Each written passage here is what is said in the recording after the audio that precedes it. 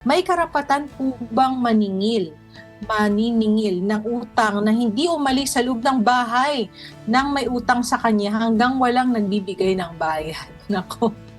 Oo. Naku, Kung pinapasok pagka naman, Attorney Jay. Oo. oo, Oo, pero pinapasok pagka naman. iniisip ko, pagka pinapasok, pagka ang iniisip ko nito, magkakaroon ka pa ng, ikaw pa yung makakasuhan, ikaw na nga yung inutangan, ikaw pa yung Kaya makakasuhan ng nga. trespassing.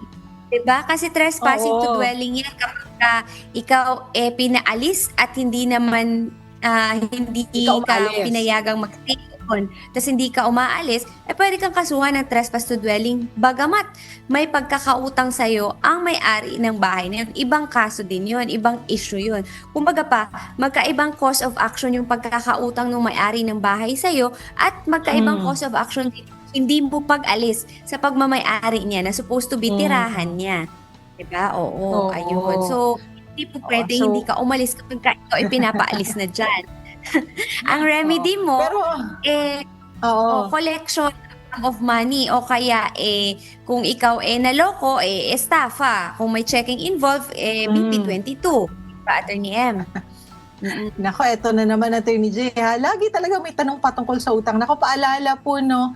Yun nga sinasabi ko, Attorney Jay, nako, kung hindi naman yan extra money na talagang maluwag sa loob mong ipautang, naku, huwag na magpautang kasi ang hirap maningil. Kagaya nga nito, ikaw pa ang mapapasama, ikaw na nga nagpautang, ikaw pa yung napasama, no? At the same time, para po dun sa mga nangungutang, kailangan nyo rin po magbayad ng utang. Huwag nyo naman po pahirapan yung mga nagpautang na nga sa inyo.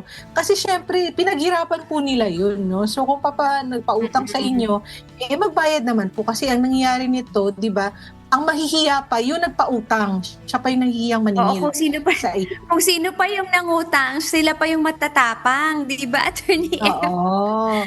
So, Ay, nako. sige, pwedeng at this instance, sige, hindi nga pwede naman talagang paalisin kasi baka naman makasuhan din yung nagpautang. Pero pwede po kayong singilin at pwede pong mag-file ng kaso for a collection of a sum of money kapag po hindi talaga kayo nagbayad ng utang. Pwede po yun, no? So, sooner or later, masisingil din po kayo. Kaya magbayad na rin po kayo ng inyong pagkakautang.